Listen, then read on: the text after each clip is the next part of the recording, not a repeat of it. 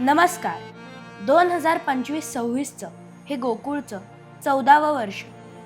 या शैक्षणिक वर्षातला आमचा प्रवास दरवर्षीप्रमाणे अगदी धम्माल होता.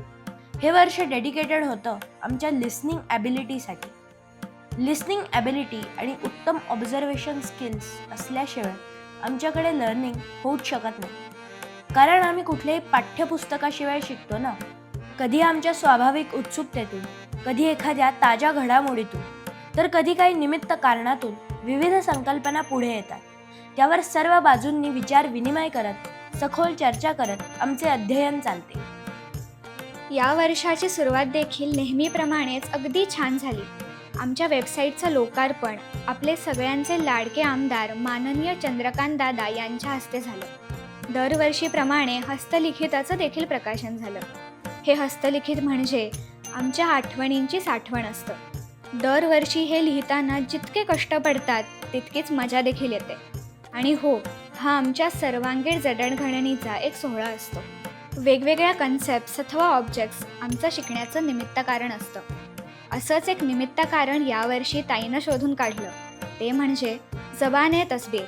एक भन्नाट फोटो लावला जातो आणि त्याबद्दल आम्हाला काय वाटतं ते लिहायचं असतं. हे प्रकरण वाटतं तितकं सोपं नसलं तरी आमच्या वैचारिक क्षमतेला, कल्पक शक्तीला आणि ऑब्झर्वेशन स्किल्सना घडवणारं होतं. स्वयंपाकघर आमच्या ॲक्टिव्ह लर्निंगचा मुख्य भाग आहे आणि यावर्षी देखील आम्ही अनेक पदार्थ बनवून बघितले. अगदी छट पूजेची खासियत ठेकुवासुद्धा बनवून बघितली. प्रयोग फसला तरी आपल्याच बिहारशी जोडलं जाणं आवडलं आम्हाला. पुढच्या वर्षी खायला नक्की या तोवर जमेलच आम्हाला. आमचं कसं आहे सांगू का? ऋतूबद्दल चर्चा करता करता पटकन एखादी रेसिपी ठरते आणि लगेच आम्ही सामान घ्यायला बाहेर पडतो. आणणे, निवडणे, सोलणे, चिरणे, कापणे, फोडणीस घालणे, किसणे, खवणे अशा सर्व क्रियापदांना प्रत्यक्ष आचरणात आणून आमची पाककृती सिद्ध होते. स्वहस्ते बनवलेल्या पदार्थांची चव जितकी छान लागते तितकंच छान असतं या पदार्थातून होणारं स्वअध्ययन. पोषण मूल्य, जीवनसत्व, संस्कृती, ऋतू, पचन, रसवीर्य विपाक, इतिहास, मोजमापाचं गणित आणि अर्थ अशा सगळ्या दृष्टीने अभ्यास करून आम्ही आमच्या कल्पक शक्तीला मदतीला घेऊन आमच्या स्वतःच्या शब्दात प्रोजेक्ट्स तयार करतो आणि पदार्थ चांगला जमून आलाच तर व्यावसायिक गणितं घालत पदार्थांची ऑर्डर देखील घेतो. पदार्थ बनवणं जसं अचानक ठरतं तशा आमच्या फील्ड व्हिजिट देखील. आपला पहिला राष्ट्रध्वज बघण्याची इच्छा आम्हाला केसरीवाड्यात घेऊन गेली. मेट्रोनं बालगंधर्वापाशी उतरून पायी पायी जाताना मस्त पुणे दर्शन देखील झालं. गीता शिकत असताना सुरू झालेली कुटुंबाची चर्चा एकत्र कुटुंब बघण्याच्या सहलीत रूपांतरित झाली.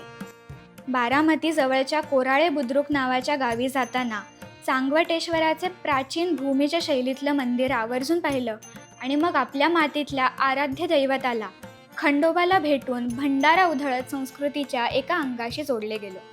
एका मोठ्या एकत्र कुटुंबात त्यांच्या भल्या मोठ्या शेतात आम्ही रमलो. त्यांनीच पुढे आम्हाला साखर कारखाना सविस्तर दाखवला. आता हे वेगळं सांगायला नको की या सहलीला जाताना ऊसाच्या लागवडीपासून त्याची साखर होईपर्यंतच्या प्रवासातील सगळी शास्त्र, आयात निर्यात, GDP, इथेनॉल कसं तयार होतं आणि त्याचा फ्युएल म्हणून उपयोग, नायट्रोजन सायकल, आंतरपिकाची गरज, साखर चांगली की वाईट असे जितके म्हणून पैलू असतील या सगळ्याचा अभ्यास करूनच गेलो होतो. यातूनच आम्हाला राष्ट्रीय विज्ञान दिवसासाठी विषय सुचला, शेती आणि शास्त्र. शेतीच्या इतिहासापासून म्हणजे वेदातील शेतीच्या उल्लेखापासून अग्निहोत्र आणि शेती, बायोडायनॅमिक्स, देशी बियाणे, हरित क्रांती आणि त्याचे परिणाम, रासायनिक खतांची आणि कीटकनाशकांची निर्मिती, आर्थिक गणितं, त्यांचे परिणाम, शेतीच्या बायोवेस्टपासून तयार होणारा बायोचार, कीटक, प्राणी, तण अशी शेतीची इकोसिस्टीम, ते आत्ताच्या AIचा वापर करून केली जाणारी शेती, असा सगळा शास्त्रीयदृष्ट्या अभ्यास आम्ही केला आणि मांडला. एक एक विषय मांडताना अजून प्रश्न पडत गेले आणि एकूणच प्रवास कितीही थकवणारा असला तरी अनेक गोष्टींचा सखोल अभ्यास झाला. सगळ्याच गोष्टी एकमेकांवर कशा अवलंबून आहेत हे कळलं आणि भविष्यातील खरी चॅलेंजेस कळली. याच प्रवासादरम्यान आम्हाला पद्मश्री राहीबाईंना भेटण्याची संधी मिळाली आणि त्यांचं काम बघून आम्ही थक्क झालो. आम्ही देखील असेच शुद्ध देशी बियाणं आहोत. त्यामुळे राहीबाई आजींचा आशीर्वाद घेताना सगळ्यांच्या मनात एकच आलं, आम्ही चालवू हा पुढे वारसा. प्राचीन मंदिरं, लेणी हा देखील आमच्या अभ्यासाचा महत्त्वाचा विषय.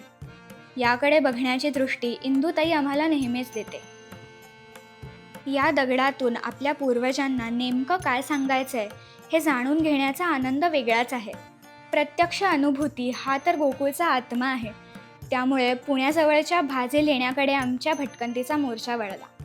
कुठलंही आधुनिक तंत्रज्ञान नसताना पाषाणातलं हे ज्ञान आणि सौंदर्य घडवणारे किती ग्रेट असतील याची जाणीव झाली. आपण आपल्या संस्कृतीचा नेमका कशासाठी अभिमान बाळगायचा हे ताईंनी न सांगता आपोआप कळत गेलं. भटकंती करताना अनेक अनुभव येतात. तसाच या सहलीत देखील आला. तिथे आम्हाला 2 परदेशी पाहुणे भेटले, एक फ्रेंच आणि एक इटालियन. मग त्यांना आम्ही विचारलं, तुम्हाला आमच्या देशातली कुठली गोष्ट आवडली? तुम्ही लोक एकच भाजी किती विविध प्रकारे बनवू शकता, हे त्यांचं उत्तर आधी मजेशीर वाटलं तरी वैविध्य आणि एकत्व हा आपल्या संस्कृतीचा गाभा कसा आहे याची साक्ष पटली.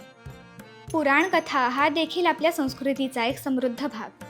चित्र, शिल्प, साहित्य, सण आणि कथा यातून ज्ञान रुजवण्याची, जपण्याची योजना होती, जी आजही अबाधित आहे, अव्याहत आहे.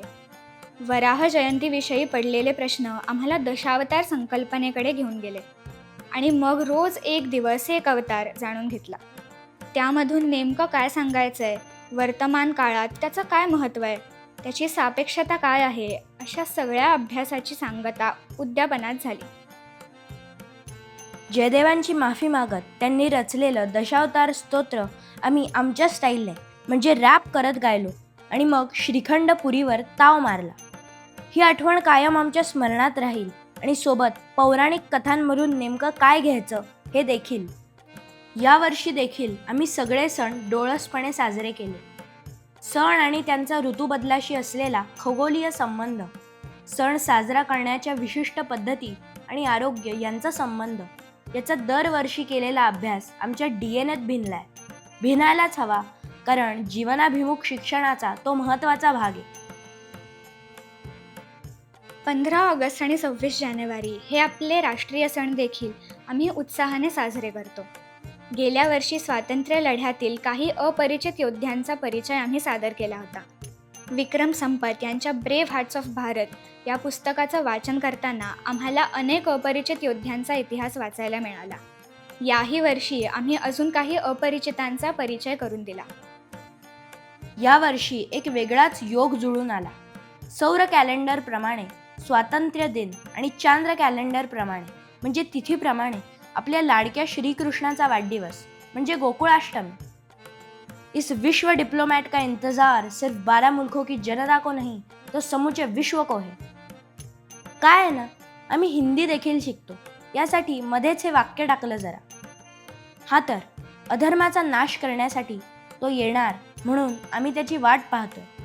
आम्ही त्याच्या वाढदिवशी आणलेलं लोणी खायला तो येतो आणि मग आम्हाला स्वतःच आता कृष्ण व्हा असं छान समजावून सांगतो. कृष्ण नीतीवर आधारित आमचं हे नाटक भन्नाट झालं. काय म्हणता, तुम्हाला बघायचंय? नक्की लावू याचे प्रयोग. आणि आमचं अजून एक भन्नाट नाटक आहे बरं का, आपल्या गडांवरचं. ते आम्ही एका महत्त्वाच्या उत्सवात सादर केलं. अरेच्चा, उत्सवांच्या या मांदियाळीत हा उत्सव सांगायचा तर राहूनच गेला. आपल्या माय मराठीचा उत्सव. दरवर्षी या उत्सवाची वाट आमचे पालकही बघत असतात, कारण ते सुद्धा यात सहभागी असतात. आम्ही सगळा गोकुळ परिवार मिळून एखाद्या छान जागी जातो आणि मराठी गौरव दिन साजरा करतो.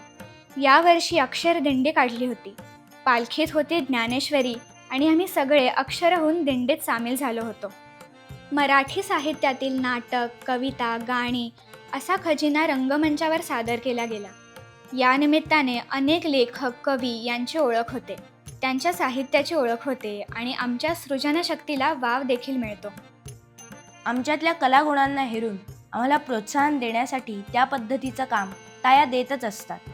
आमचा परार्ध एक उत्तम कलाकार आहे.